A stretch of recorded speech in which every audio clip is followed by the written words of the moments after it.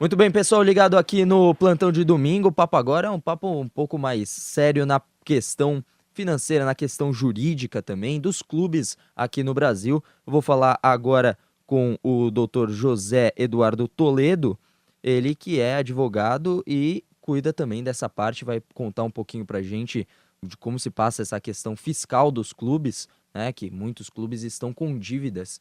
Muitos deles com dívidas enormes. Então vamos falar um pouquinho com o doutor José Eduardo. Prazer estar falando com você aqui na Jovem Pan. Prazer é meu, Giovanni. Obrigado.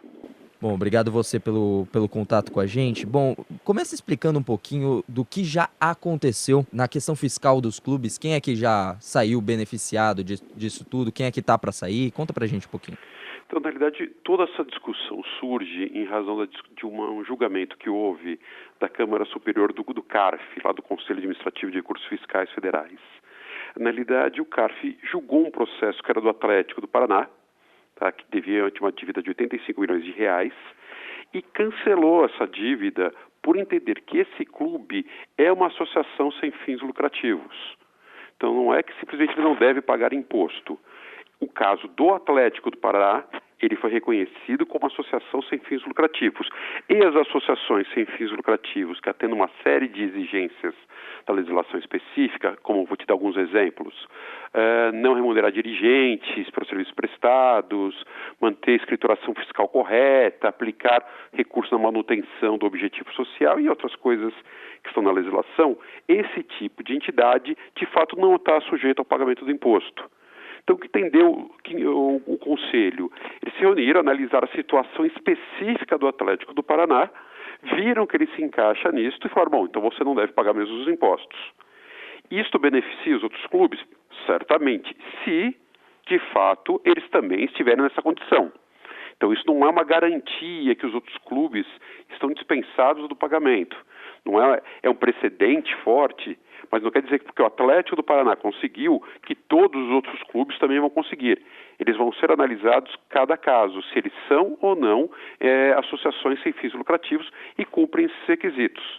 Esse é o X da questão, Giovanni. E nos outros casos não há nenhum abatimento da dívida, a dívida fica inteira. Inteira. Ou bem você é uma associação sem fins lucrativos e cumpre esses requisitos, alguns deles que eu comentei com vocês, ou você não é uma associação sem fins lucrativos. E aí você deve todos os impostos.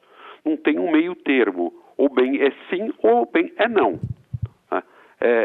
Vai depender efetivamente se esses clubes, como é que eles se organizaram, como é que eles estão gerindo as suas receitas, que estão dando a destinação, se estão ou não remunerando seus dirigentes. Então tem uma série de regras que eles têm que cumprir. Então cada caso vai ser um caso. É importante? Óbvio que é importante a decisão que foi dada para o Atlético do Paraná. Agora não quer dizer que todos os outros terão essa mesma situação, essa mesma conclusão.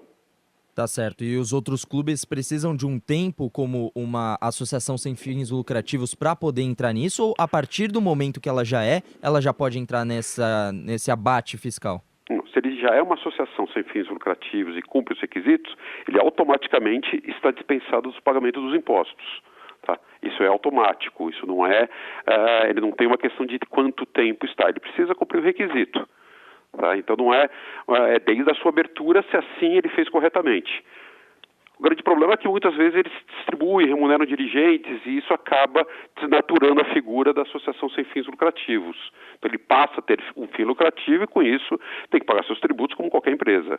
Qualquer pagamento mínimo já entra nessa questão de uma associação com fins lucrativos. Sim, na realidade o que a legislação coloca quando ela fala não remunerar por qualquer forma seus dirigentes, ele fala exceto associações sem fins lucrativos cujos dirigentes poderão ser remunerados desde que atuem efetivamente na gestão executiva e cumpridos outros requisitos que estão na legislação. Então você vê que não é assim uma regra, não posso, eu posso desde que você cumpra outros requisitos. Tá? Então, ou seja, eu tenho que garantir se todos os tributos que foram retidos foram pagos, saber se essa associação sem fim lucrativo entrega a sua declaração de rendimentos, como todas as empresas fazem, se ele conserva em boa ordem seus documentos, tem uma série de regras, mas essa da remuneração é muito clara. Tá? Ele pode, regra geral, se ele remunerar, ele perde a condição.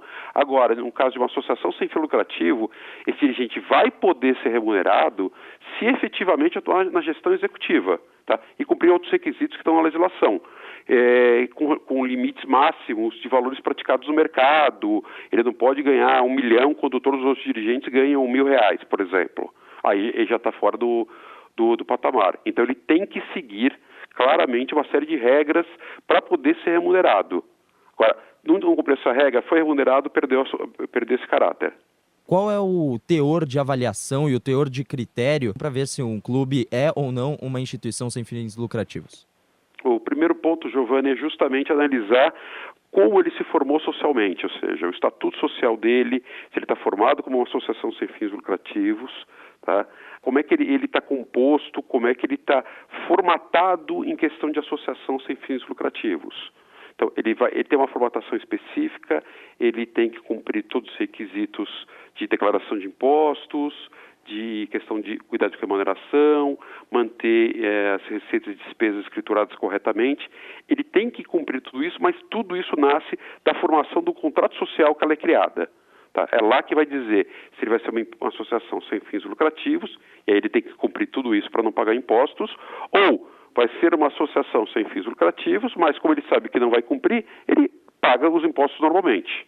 Para a gente fechar, se um clube que tem várias dívidas quiser, por exemplo, virar uma associação sem fins lucrativos, ela perde todas as dívidas anteriores e começa do zero, ou ela mantém as dívidas passadas e daí para frente não recebe mais? Não, ela na realidade vai ter a dívida passada, porque ela não tinha essa condição de associação sem fins lucrativos, tendo uma imunidade tributária, e a partir do momento que ela sim se constituir e arrumar todos os requisitos, a partir de então, ela fica dispensada dos pagamentos dos tributos. Mas o que está no passado é devido, não tem como ela se livrar. Nem como reduzir. Nem como reduzir, Giovanni.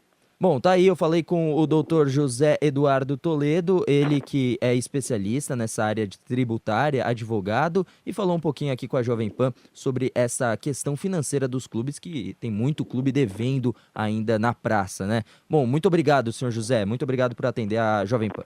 Eu que agradeço, Giovanni, abraço a todos. Grande abraço. Todos.